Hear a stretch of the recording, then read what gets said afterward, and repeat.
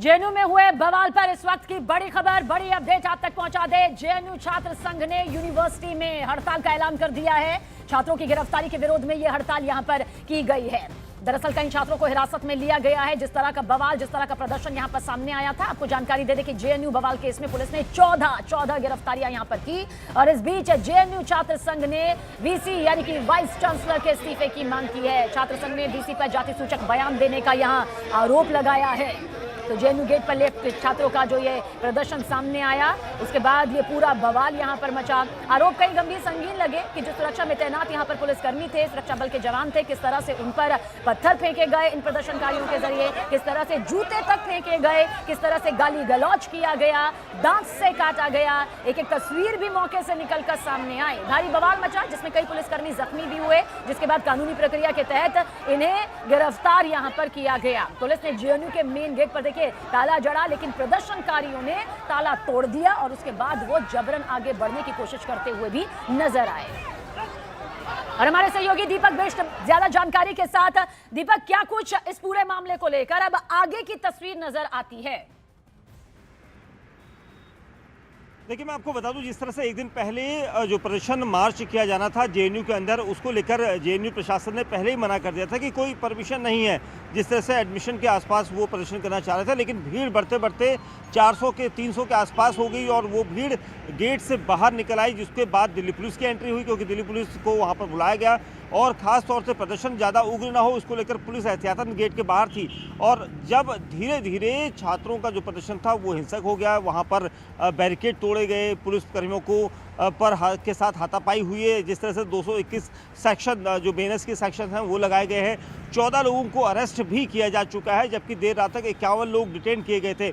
और इसी वजह से, क्योंकि दिल्ली पुलिस का कहना है कि कई तकरीबन 25 पुलिसकर्मी घायल हुए हैं, जिनके किसी के ऊपर जूता फेंका गया, किसी को थप्पड़ मारा गया, ये सारी चीज़ें पुलिस की तरफ से कही गई हैं। और इस पूरे मामले में अब एफआईआर दर्ज करने के बाद 14 लोगों की अरेस्टिंग है, जिसमें कई छात्र नेता हैं, जिसमें नीतीश कुमार हैं और दूसरे छात्र नेता भी शामिल हैं। और इसीलिए अब जो एफआईआर है उसके कंटेंट का अधिक अगर जानकारी लें तो उसके तहत ही पुलिस ने अब तक कार्रवाई की है और आगे की कार्रवाई पर लगातार निगरानी रखी जा रही है। जेएनयू कैंपस के बाहर पुलिसकर्मी हैं और सबसे अहम चीज़ ये कि अब जिस तरह से छात्रों की अगली रणनीति क्या होगी, इसको लेकर दिल्ली पुलिस यहाँ पर खासा विचार कर रही है, क्योंकि जो प्रदर्शन एक दिन पहले अंदर सकुशल तरीके से शांतिपूर्वक हो सकता था, उसको ज़्यादातर उग्र करने की कोशिश की गई है। तो क्या आउटसाइडर यहाँ पर आए थे, आउटसाइडर छात्र यहाँ पर थे, क्योंकि पुलिस के ऊपर जिस तरह से हमला किया गया तो कहीं ना कहीं बड़ी साजिश भी हो सकती है। और इसलिए दिल्ली पुलिस यहाँ पर पूरे मामले की तफ्तीश कर रही है। दीपक, नजर बनाए रखिएगा, क्योंकि जेएनयू प्रशासन के खिलाफ न सिर्फ नारेबाजी यहाँ पर सामने आई, लेफ्ट के छात्र संगठनों का ये प्रदर्शन सामने आया, बल्कि अब ये तस्वीर जो है वो बड़े बड़े अराजकता या फिर आंदोलन के तौर पर नजर भी आ रही है। बहरहाल ये 4 तस्वीरें तस्दीक करती हुई कि किस तरह से ये पूरा माहौल यहाँ पर बिगड़ता हुआ धीरे धीरे दिखाई दिया। पुलिस को गाली दी गई, थप्पड़ मारने की कोशिश, जूता किस तरह से फेंका गया, भीड़ को कैसे उकसाया जा रहा है। देखिए, पुलिस ने इस मामले में अब तक 14 लोगों को गिरफ्तार भी कर लिया है। इसमें जेएनयू स्टूडेंट यूनियन के पूर्व अध्यक्ष, जेएनयू स्टूडेंट यूनियन की मौजूदा अध्यक्ष अदिति मिश्रा, जेएनयू-एसयू की वाइस प्रेसिडेंट और ज्वाइंट सेक्रेटरी को भी गिरफ्तार यहां पर किया गया है।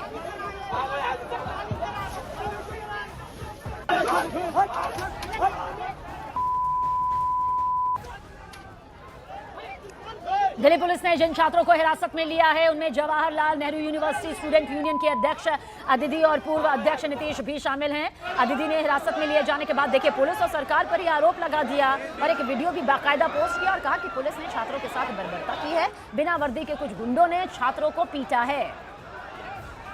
सलाम साथियों, आज जेएनयू एसपी एक मार्च लेकर मिनिस्ट्री ऑफ एजुकेशन जा रहा था, रोहित एक्ट के लिए, हमारी कास्टिस्ट वीसी के इस्तीफा के लिए और हमारे फंड्स का हिसाब किताब। और आप देखिए कि किस तरीके से ये फांसीवादी, मनुवादी, जातिवादी सरकार अपनी पुलिस, रैपिड एक्शन फोर्स 100 की संख्या 300, 400 ले जाने की इतनी पुलिस को हमारे सामने रखती है, बैरिकेड पे बैरिकेड। और इनकी इतनी जुर्रत भी होती है कि हमारे यूनिवर्सिटी के गेट पे जंजीरें और ताले लगाते हैं ये, और उसके बाद हमारे तमाम साथियों को ये डिटेन करते हैं, अभी पुलिस स्टेशन लेके जा रहे हैं और बिना वर्दी के गुंडे लेकर आते। दिल्ली पुलिस के पास संख्या कम हो गई, अब ये गुंडे लेकर आ रहे हैं